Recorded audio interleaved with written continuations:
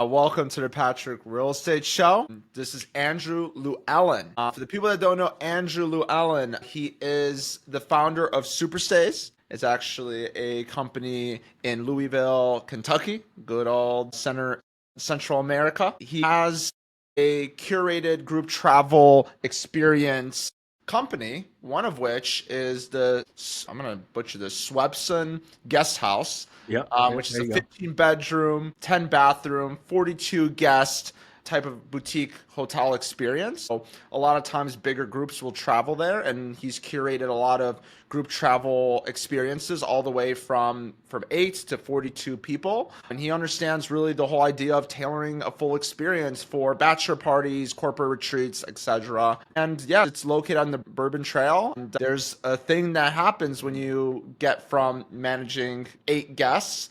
There's a difference between 8 and 20, 30, or whatever, 42. So I think those are different demographics, and there's different kinds of set criteria for those people. So without further ado, Andrew, welcome to the show. Hey, thanks for having me, Patrick. Happy to be here. Yeah, man. So what's your story? How did you get into this space? It's a long story, a bit by accident. I used to have 2 ice cream shops and a wholesale bakery. We needed a space to put the ice cream production and the bakery production, so we ended up buying this 3-story building, and it had 1 Airbnb on top, existing, 2 long-term tenants, and we submitted permits to build our bakery on the first floor, and the city had other plans for us, and they wanted this. I know this is not a restaurant audience, but they wanted some like crazy hood system. Our like $250,000 bakery turned into a $500,000 build out, and I didn't think I could sell that many blueberry muffins.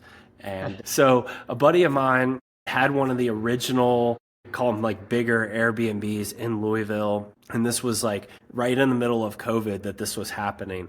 And he slept like 16 people was his max. And I think it was like 7 or 8 bedrooms. And he was like, you should Airbnb this whole place. And I thought he was out of his mind. And then we got backed in that corner, and we had already bought the property, and it didn't really cash flow, but it like, we were paying the note, and it was fine. It wasn't a bad situation, but it needed to be turned around. And I was like, maybe we should Airbnb the whole place. And so I modeled that out on Excel, and I was like, that's definitely what we're doing. So we took our bakery money and we started Airbnb in the whole place with the idea that we would do 5 individual units originally, and then the hope of these large groups. I had a feeling that I knew bachelor parties were coming to Louisville, but I knew we had some corporate business, but I was hoping that they would rent what we had in our setup. It turns out they did, and that's our specialty now. I don't even really like to do individual units anymore, groups of 2 and 3, and it's not that interesting. Yeah. So how does that break down? Because it's 15 bedrooms, 10 bathrooms. Are those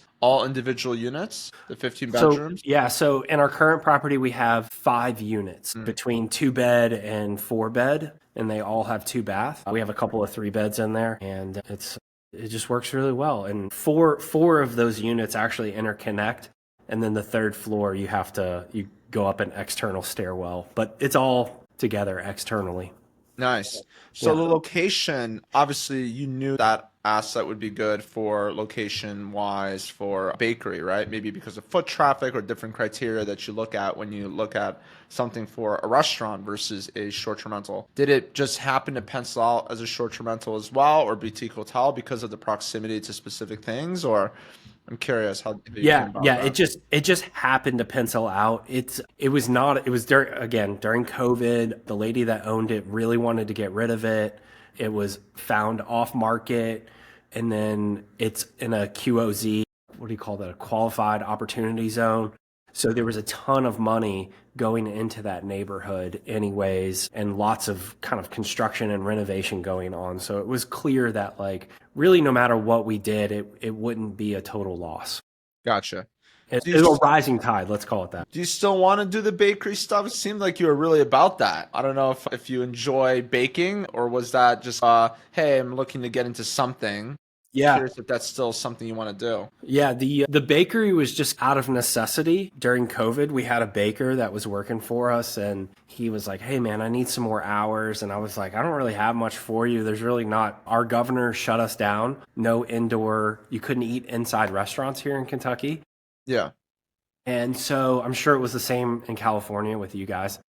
Yeah, but I'm curious before, because obviously you went into that building to make it into a bakery. So I'm Yeah. assuming you wanted to make it into a bakery because you like baking, or did you do that because you just that was how the space was going to get used and that's what you thought of? Yeah, we had outgrown the back of the ice cream shop out of necessity. Oh, So we really that's had to cool. move it. And that business was started on accident anyways, just to keep the baker busy. And then all of a sudden we were really one of the few bakeries, we became one of two bakeries that was delivering to coffee shops locally and restaurants. Gotcha. But you're not looking to do the bakery stuff No, anymore. no, Got it. no. Got it. Actually, Got I'm it. out of the ice cream shops too.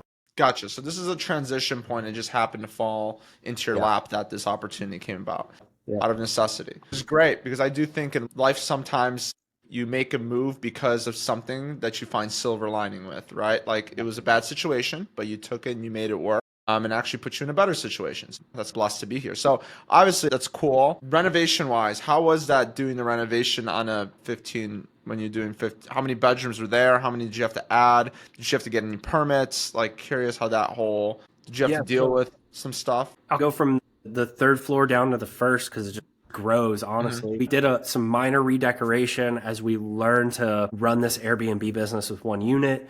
Second floor, long term tenants moved out of those two apartments. So then we tried our hand at furnishing, full decorating, getting the whole system to work. And trying out this like combo unit thesis. And we did that a couple of times and it worked really well. And in the process of doing those two, we did full build out on the first floor from wide open office space into one 3-bedroom apartment and one 4-bedroom apartment. And so I was the general contractor on that. And I had built some ice cream shops before. So I had a little bit of background in that, but nothing this size. Yes, permits, like the whole deal, really getting in there. And I had never done a project this big. So it was a big learning curve. And I'm Yeah. sure like most people that have done a project that listen to this podcast, it's like you get to a point you're like, this is call your mama hard. Yeah. Yeah. Yeah. 100%. I'm curious, obviously contracting and all that, there's things that always go wrong. But as you're going through this project, did you think about building amenities? Was there a space to build amenities, or was that not the focus of, was it just sleeping people? Curious, like that thought process. Yeah. This honestly, that entire project has just been iteration and evolution over and over. At the time, no. We didn't think about exterior amenities. We were just focused on is it cool inside? We had 3 levels of exterior decks. So that was a cool built in amenity, anyways. And then once construction was finished, we astroturfed the entire backyard. So we have about 2,500 square feet of astroturf backyard with cornhole, seating, hangout areas. It's pretty cool. Awesome. Yeah. Yeah, can you go through the amenities, like what you got on premise? Really, our big focus is sleeping as many people as you could possibly bring on a bachelor party and then having a place so that they can all eat at the table together. We've Okay. got a big 16-person dining room table, 2 living rooms up there. The exterior, we've got the backyard. That's a great amenity. 3 levels of decks, and we've got free parking, washers and dryers in every unit. And then the neighborhood is just super walkable. We've got a great place to get a hamburger, coffee shop across the street, a couple of bars, restaurants. Once you park your car, unless you're going someplace else in Louisville, you don't really have to leave. You don't really have to drive again. Gotcha. So that's awesome. So do you have enough parking for 42 guests? I So don't you think can use we've the ever had renovation? 42 cars there. Okay, here's the biggest thing we've ever had. We had a tour bus one time. Oh, And wow. they parked that in the lot. Yeah. So Okay. I, So you I do think have a we have lot. like 25, 30 spots over there. Yeah. It's good. How often do you guys get like a full buyouts for like units? I'm curious, like, is it every Yeah. weekend or Yeah. Most weekends. Let's, I most would weekends? say 3 out of 4 weekends we get full buyout and it works really nice for us. Nice. And what do guests usually do? Obviously, you said there's bachelor parties. Is there really good drinking or bars or just curious, like, what's the appeal of the market? Yeah. So the main appeal for, at least for bachelor parties, is the Kentucky Bourbon Trail. The start of the trail is here in Louisville, and what we end up doing for them is setting up their transportation, getting them tickets to the distilleries for the tours and the tastings. If they're going call it a 50th birthday party, we'll throw in like a horse farm tour, because we have tons of horse farms around here as well. Then we try to do either a backyard barbecue for them catered, or we've got a chef that we work with and have dinner ready for them when they get back. Again, friends that own bourbon companies here in Louisville, bring those guys in for a private tasting, and that's always a blast. Yeah, let's talk about that because obviously you kind of alluded to this idea of having multiple guests, right? And with that many guests, what is the difference between getting 30 guests versus 10 guests? Like what kind of things do you have to really watch out for or to cater to? How do you guys facilitate those things? I just kind of want to get an understanding of how to create this experience for guest counts in the 2030s. Yeah. Yeah. So you get this economy of scale almost, and you can start to do things like private chef, and it's not too much more per person than just going to a restaurant. And it's a much more intimate, fun experience. And then the tours, when they get that big, you can, instead of getting public tour tickets, you can get the private bus, and it's just your crew. And we've worked pretty closely with some of the tour operators so they know, yes, we have bachelor parties, but they're like 30 years old and they're going to get a little wild, but they're not going to trash your bus, that sort of thing. So they know our crews, and they let them have a little more fun than if you were on the public tour. And we just think it creates a much better experience when you have that many people. And then when we've put together the itinerary, it's not, hey, what are we going to do next? Or where were we supposed to go? Or that kind of, We've all been on a boys trip where it's like, cool, we did this, now what? Or like Planner Pete's, he's like putting 2 people per bed, and he's sorry, that's a full, you guys, 2 grown men are sleeping in a full bed because there's no other choice. Yeah.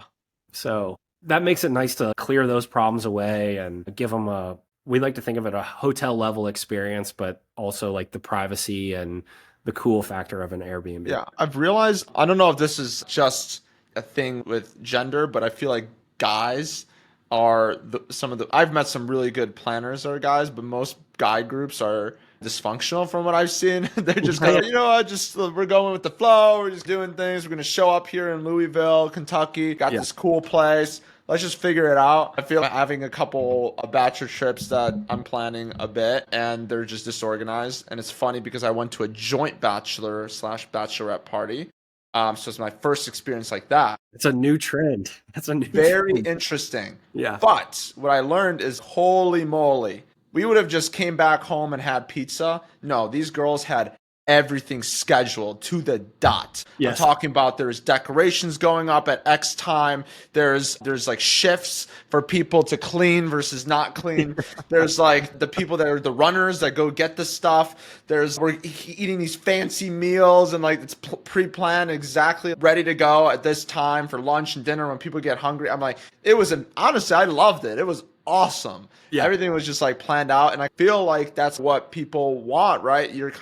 And I'm alluding to the idea, like, if I call you guys, right, the company, is it you that answers or somebody else that does the concierge? No, thank goodness you will not get me.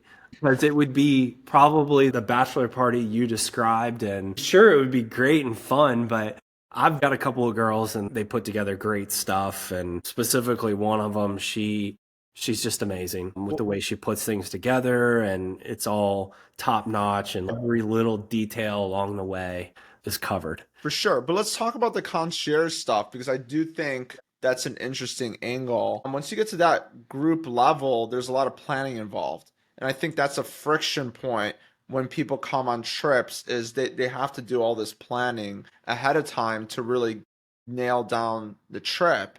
Do you guys, I guess the idea is, can I call in? I say, hey, I'm doing this bachelor trip. We're on the topic of bachelor trips. I'm doing this bachelor trip with my buddies. We're trying to come out here. Can I call you or call your company and be like, hey, can you just plan out my whole itinerary for these 3 days? Yeah, that's usually the phone call we get. It's, I think I've got like 15 to 30 guys coming. We definitely want to do the Bourbon Trail, but we don't really know which distilleries we want to go to. Mm-hmm. And then like, maybe we want to go to Churchill Downs too and watch the horse track, watch the horses race. And we're like, okay, cool. Like, how much of an immersive experience do you want? What's the vibe of the group? Are you guys like chill and you want to do your own discovery, or do you want like this like awesome day plan that's like unforgettable? Yeah. If I tell you, I want an awesome day plan, but I also want to have one chill day and Yeah. maybe Yeah. let's go through it. I'm just Yeah, curious. exactly. That's exactly what we get. And so we usually, if we get this, like we want one awesome day and then we want a chill day, we mix and match and it's okay, what's the most important for you? Is it the bourbon tours? And if it's yes, the bourbon tours, we put this like best of the Bourbon Trail distillery experience together. And let's just run through the itinerary real quick. Not one that we run often, but it's the template that we Yeah, let's do run. an example. Yeah. Wake up, hop on the bus. It's usually a little early, 8:39. Get on the bus, yeah, and get down to one of the distilleries just down the street here. Breakfast in their conference room, full tour. They're a smaller distillery, so it's way more intimate. The lady that gives the tour, she's amazing. Check that out, and then off to one of the bigger distilleries where they'll do tastings as well. It usually takes about an hour to get down to those guys. And those properties are just like unreal how beautiful they are. And they're down there in horse country. And then we'll do a couple more distilleries, stop at like a little roadside Kentucky experience for lunch, hole in the wall type place, but has phenomenal food. Do you tell them that? Hey, like this is a hole in the wall place that you wouldn't know about. Yeah. That's a cool thing. People want Yeah. the in. Yeah. That's cool. Yeah, you're like sometimes I'm like, hey, you might be like a little sketched out when you walk up to this place, but just trust me. So do that, and then we usually throw in a couple little bonuses for them. So we'll drop them. One of my favorite places is Castle and Key, beautiful property, awesome walk, cool little place to just get off the bus, hang out, have a little afternoon snack. We'll usually drop 3 free bottles of the Castle and Key there, call it in, pre-purchase it for them to pick up. So they'll have that with them, and then they'll make the drive back up to Louisville. Walk in, Chef Jeff's got dinner ready, and he'll do like a Kentucky-inspired menu, like a little Kentucky hot brown appetizer, which is like open-faced turkey sandwich, bacon, and like this cheese sauce. It's unreal. He'll do a full, I think 3 or maybe 4 or 5 course meal, actually. I forget how many courses, but it's all like local beef, a bourbon glaze over the steak, and super awesome. And then if groups are really, man, I didn't get enough bourbon today, and we'll throw in private bourbon tasting on the front end of dinner. And then like maybe not that we supply them, get some cigars, sit on the deck, enjoy the evening, and wake up the next day and hit Churchill Downs. And then it's just like, how deep of an experience do you want for horse racing? And that can go anywhere from just simply going to the Kentucky Derby Museum and getting a suite down there and betting on some races, all the way to like hitting the backside, watching the horses do their morning workouts, breakfast with the owners and trainers at Wagner's Pharmacy. I think it's Wagner's Pharmacy. And like you can only eat at that place if you're an owner or a trainer. There's a gate to get through there, and you can watch the horses run by. Yeah, and then it just goes on and on from there. So does that give you a little bit of an idea of what we're doing? Yeah, it does. It does. I like the concierge portion. I will say, so I had Abode Property Management on, and she's great. She talks about the big thing she has a 4.94 average across 200 units, 200 property. That's pretty hard to maintain. Yeah.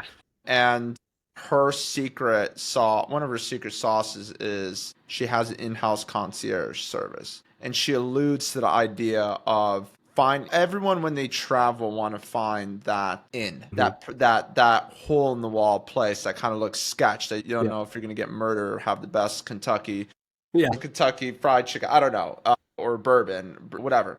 But I think that people usually want that immersive experience, and to be able to call somebody and not just not talking about sending a list of here are some vendors that you can go to. It's very different sending a few vendors that people can call up versus being like, hey, we'll create the whole itinerary for you. We'll make this all happen for you.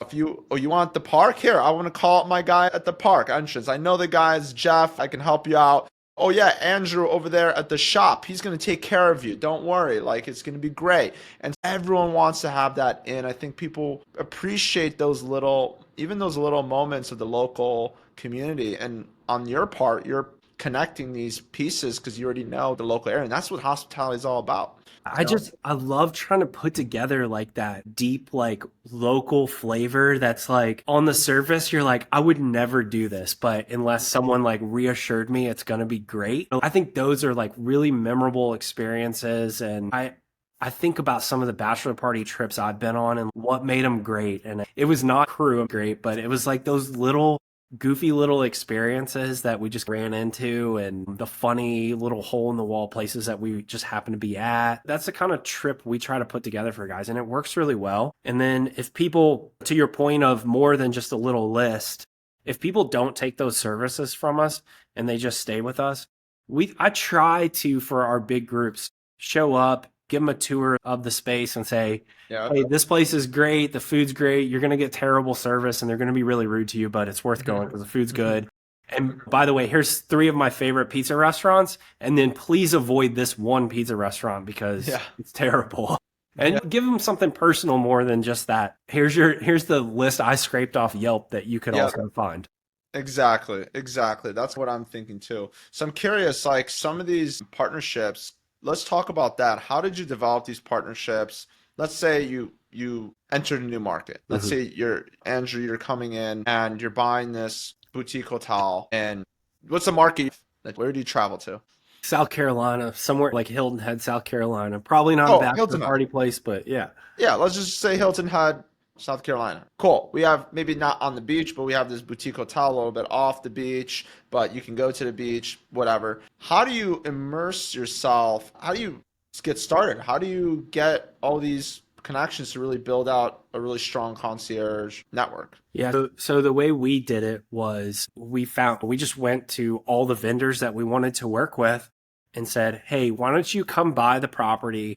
Check it out. Whether you want to send us business or not, we can talk about that. That's not our main objective here, but we want to get to know you. We'll provide lunch. Let's just get to know you. It's a relationship. Let's just hang out a little bit. And it's Tuesday. Everybody eats lunch, so come on over. And the bourbon tour companies would bring all their employees. We've had hotel guys even that they want to put for corporate events, they want to put like their executive leadership team someplace else, more private than the hotel. So just getting those people in and showing them what we're doing and explaining to them like, hey, we're not like hobby business owners over here doing 2 houses we're not going to be annoying. Let's put it that way. We're the real deal. That's the way we've gone about it, and just picking up the phone and creating the relationships. And also, hey, who else should I talk to about this? Who's got a cool experience? Perfect. What's not on the menu? Give me the off the menu. Yes. Give me the special stuff, right? Yeah. We have a partnership with a horseback riding company that gives us some special like incentives. Hey, we do ATVs too for you guys. We can do this like nobody else, but we can help you guys. It's cool. Or they'll add something into their service or whatever. Cool. So obviously you have people working with you that understand the market locally really well. A lot of times people are really like, oh, I'm just going to hire VAs. And I feel like for concierge, I don't think you can really hire a VA because you need somebody that understands that local market. And but honestly, it's not anybody that's outside of that local market's not really going to know it that well. It's not going to really talk to it that well for that specific role. How did you get your hire? You said the girls before. I'm just curious how that came about. The main one, she actually worked for me at the ice cream shop. She started at 18 years old as an ice cream scooper and just never left. I was like, hey, do you want to be the manager of the ice cream shop? And she was like, I think she was maybe 21 by that time. And she was like, no, I don't. And I was like, do you want to work in the office? And she was like, yeah, I'll do that. And so she started as a personal assistant and has just developed beyond that totally. And so she's grown up in it with me and really developed and pushed herself. And it would be hard to replace her and to find somebody else. Yeah. And does she understand the local market really well? Like she grew up there? That's what it was. Yeah. Yeah.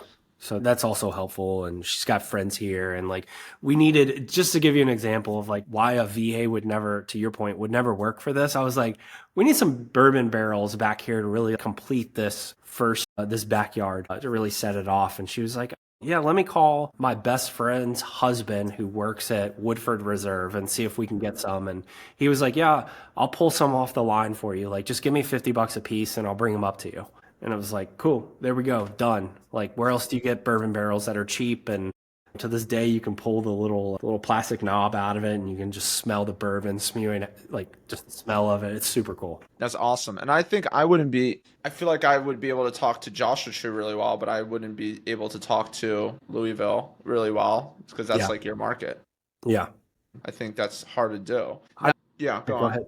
No, I was going to say, I don't see how you could run a concierge business on a VA unless everything Yeah. was super templated and it was cookie cutter. Yeah, for sure. That's what they make an online funnel for. Yeah, no, it's true. It's just bare bones. Like you can't really, it's Yeah. bland. It doesn't have that hospitality factor. And I do think that a lot of people just don't have the hospitality in them. I do think that there's a lot that has to do with her being scooping ice cream. I feel like you're still talking to people, you're still serving people. Like it translates a lot into what you're doing now.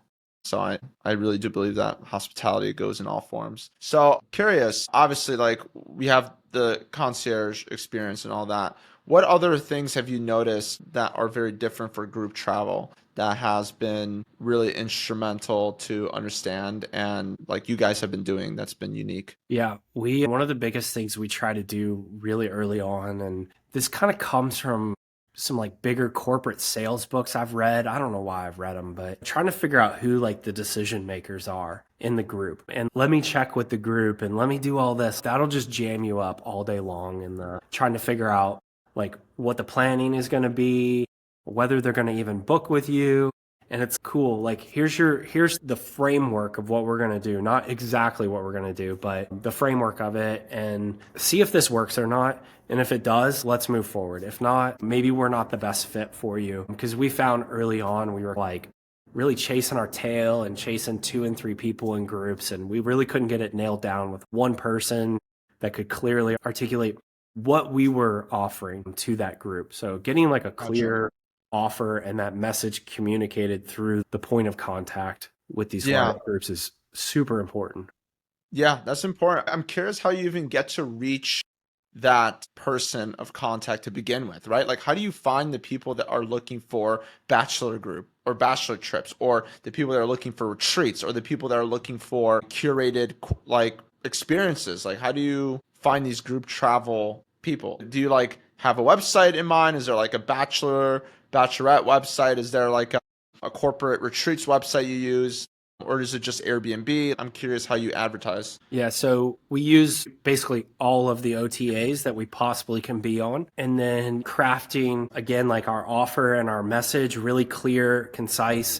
And then if somebody really digs in to it, we have our photos are branded and really try to convey to the savvy customer of you don't actually have to book here. These guys are professional. They're put together. They probably have a website. You could probably get a discount. I'm pretty sure we have that in a couple places. Reach out or send us an Instagram message or something for a 10% discount, but we don't say where that discount is. But yeah, I'm sure like you guys are doing, everything's targeted at getting that customer to message you someplace besides an OTA. Yeah. What we do is we just put the name of the property, and then our name of our company. So like Shadow by the co-host company. And so they see, and then we put that in the description. We put that elsewhere. It's multiple places where people see the co-host company multiple times. They're like, maybe I should look up the co-host company, or Super Stays for you, right? Yeah. Let's look up Super Stays and see what comes up. So that's the idea. That's probably our number one driver of traffic is the OTAs, which I'm sure it is for you.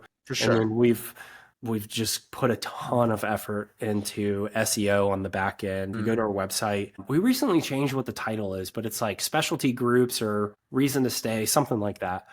How do you do that with SEO? Maybe we can talk about that. Like when people book direct, what are they searching for? Are they searching bachelor trips or corporate retreats? And so do you put that on the back end of the SEO to get them to click on your website? Yeah. So I'll give you a keyword, a long tail keyword that's like big for us is Kentucky Bourbon Trail bachelor parties. That's it's just so specific So that like and then like we just hammered everything that's like even remotely similar to that and have built just multiple kind of blog pages that get people back up to our main. So you guys do blogs. Yeah, we do blogs. What do you guys use for your website? WordPress. WordPress. Yeah. Got it. Yeah. The OG. Yeah, the OG. Yeah. We've Did been you guys messing around with design it? what's that? Did you guys design it, or did you have somebody design it? Yeah. That's like another little funny way I like to do things. I like to find local people that look like they're pretty qualified and have some good qualifications. It may not be like super busy moms of like newly born children that are between like 1 and 3. That's like if you want a great employee, find a woman that's recently had a baby and decided to leave work but wants to stay active. I've got one right now. She's our graphic designer. She's amazing. And so she's doing our website, our graphic design. But again, there's a trade-off. I get her 15 to 20 hours a week maximum. Yeah. But that's all you really need for that kind of gig work on the side. Yeah. For sure. And she's local. And we can talk about employees too. It's about creating a relationship and buy-in. And she brought her 3-year-old daughter to my son's 2-year-old birthday party last weekend. Nice. We're just trying to do hospitality even with the employees as well. 100%. 100%. Yeah. That's cool, man. I love everything you got going on. I do want to wrap this up and get into the last 3 questions for you. Yeah. And so the last 3 questions I ask every guest, and there's going to be one special one just for you. But curious, number 1, what educational resource or book do you think was most impactful for you? That's a good one. The biggest one for me was probably Gino Wickman's Traction, the EOS system. Yep. If you want to scale and stay organized and iterate like using science on your business, you got to start there. It's like the foundation. Yeah. I've been in rooms with guys that have 1,200 employees and they're like, yeah, we're an EOS traction company. It's like success leaves clues. Yeah. We do the same thing for our company. Yeah. It works. Yeah.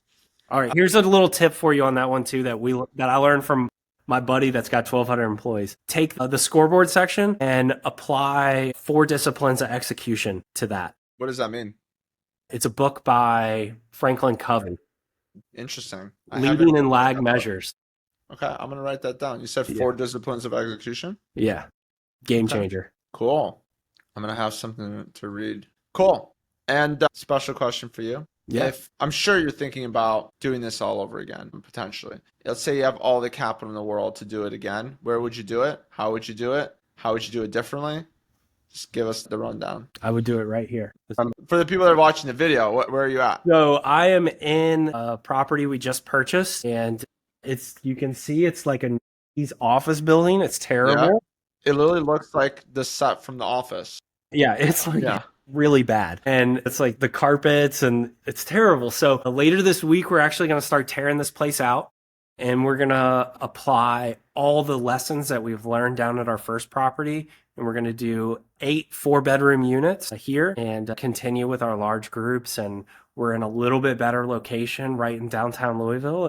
Nice. Super excited about it. Yeah. Yeah. It's exciting. So that gets into the last question, which is what's your future look like? And it looks like that you have a lot of wall breaking in your future. Yeah. Yeah. We got a lot of wall breaking, a lot of taking the ceiling out, putting it back. I think it's going to take us about a year to do this. Yeah. So you guys like the idea of converting commercial buildings, like office buildings, and making them into like hotels? Yeah. Pretty much? Yeah. We bought this for $50 a square foot. That's crazy. Yeah. Yeah. It's like nothing. And like honestly, the dirt is probably worth more, the half acre that it sits on. Wow. And when I purchased it, it had 3 tenants in it that were on verbal month-to-month leases at half the market rate. So it was a problem. There's a reason I got it for $50 a square foot. Got it. Did you get rid of the tenants or are they still there? They're commercial tenants, I'm assuming. Yeah. Yeah. We politely asked them to wrap up and find a new home. Interesting. Okay, cool. Hey, that stuff doesn't work in California, so I'm glad it works in Kentucky. I'm thinking in my head, that would never work for me, but good for you. Yeah. That's awesome, man. I love that. And yeah, I'll definitely, for the people actually that are thinking, wow, I want to follow along what Andrew's doing and see what he's up to with this new project as well, or maybe shoot you a DM, ask Yeah. you a question, where Yeah. can they reach you at? I'm on social, all the socials. I am Andrew Llewellyn. You can find me there, and we'll be doing regular project updates if you want to Can you follow us. spell your name for people? Yeah, the handle is I am, and then Andrew, and then the last name is Llewellyn. There It's you a go. mouthful. There you go. Awesome. Thank you, Andrew. Appreciate you hopping on and sharing Yeah, all that you thanks know for about having me. concierge and group travel. Appreciate you. Yeah, thanks, Patrick.